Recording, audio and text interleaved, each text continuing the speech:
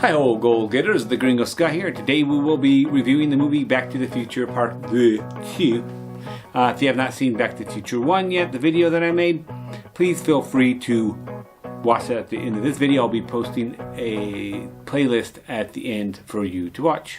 Back to the Future playlist. So without further ado, goal getters, let's dive into this one. Dive!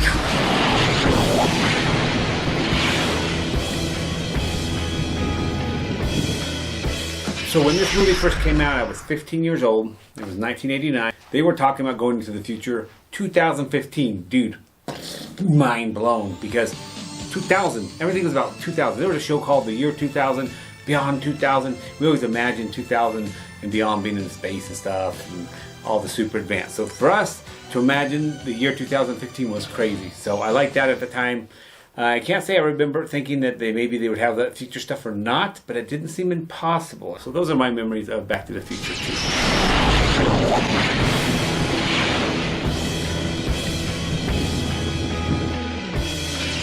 I really want to know if anyone has seen the first one, and then never found the time to watch the others.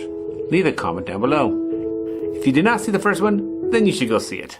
Here comes some baby spoilers from Back to the Future 1. So yeah. This one has all the same cast, more or less, as the first. Marty is back to his own time period back in good old 1985. And guess what, guys? His dad is a cool guy now, and Biff is a loser that worked for his dad, Mr. McFly. George McFly, played by Crispin Glover, is no longer afraid of success and no longer a pushover. He also appears to be a successful sci-fi author. We can clearly see that he has gotten over his fear of failure. Like I've always told you, you put your mind to it, you can accomplish anything. And has become quite successful. More importantly, of the mind of a teenager, Marty McFly, is that he has his Toyota truck. He got that truck. Yeah, boy. And he is going to go to the lake. In it with a strangely different looking girlfriend. Yet no one seems to notice has changed. Not even the doc nor Marty himself. She still has the same name, Jennifer Parker. Are you okay?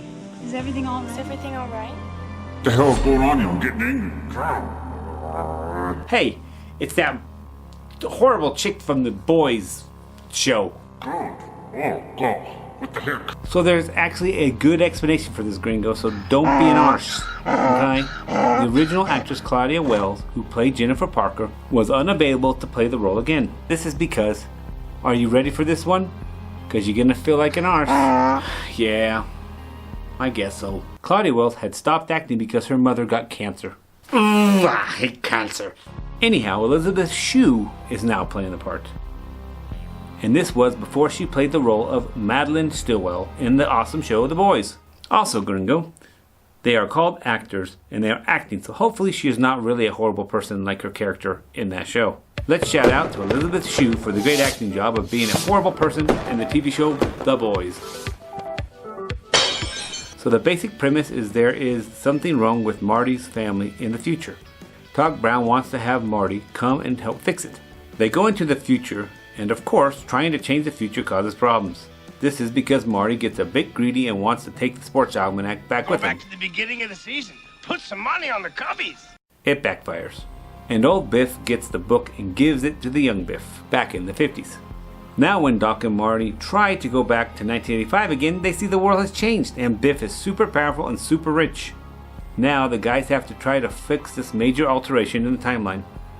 Will they do it? And why is Doc so anti-changing the past, yet is willing to go into the future and change that? Is that not the same thing? Ugh.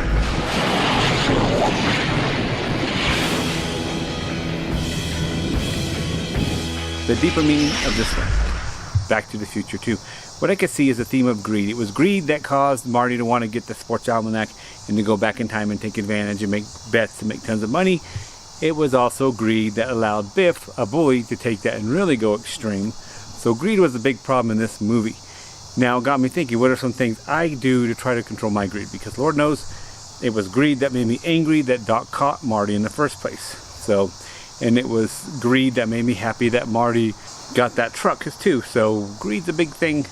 I'm like, greed. Feels like never enough for me and I'm never happy. I always want more and it's isolating. It isolates me, and in isolation doesn't make me feel happy. It makes me depressed. So, some of the things I do, and please feel free to leave comments what you do to deal with the feelings of greed and envy down below. But some of the things that I do that seem to help me is when things are going well, things are fun, to take notice of it, because I can sure complain a lot when things are going bad.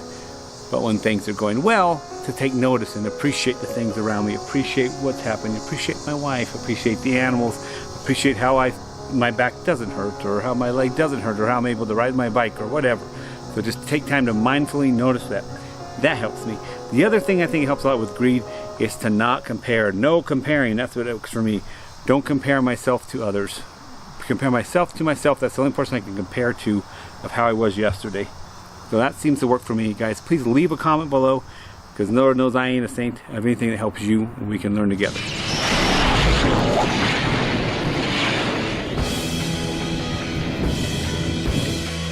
My overall opinion on this movie, Back to the Future 2. In general, this movie continues from the first one and is able to take that old original idea and kind of connect it to this one to where it feels like it's still the same movie, just more going on. The ending is very clever. It makes you want to see the third one. And in general, everyone does really good acting again. I love the way they poke fun of the old and young versions of people. It's the same actor. They don't worry that it looks kind of stupid or they're acting stupid. Old Biff and young Biff, hilarious the way they interact together. It's just so funny. They're so good at it. So on that, I'm going to give Back to the Future 2 on a scale of the 1 to 10. I'm going to give it an 8 out of 10. 8 out of 10. Peace! Yeah, boy. Oh, hey. Hi, audience member. How you doing? You're still here, huh? Cool, cool, cool. Well, have you decided what video you're going to pick? Or perhaps you need to subscribe still, or like, or leave a comment. Whatever the case, I hope you enjoyed my channel.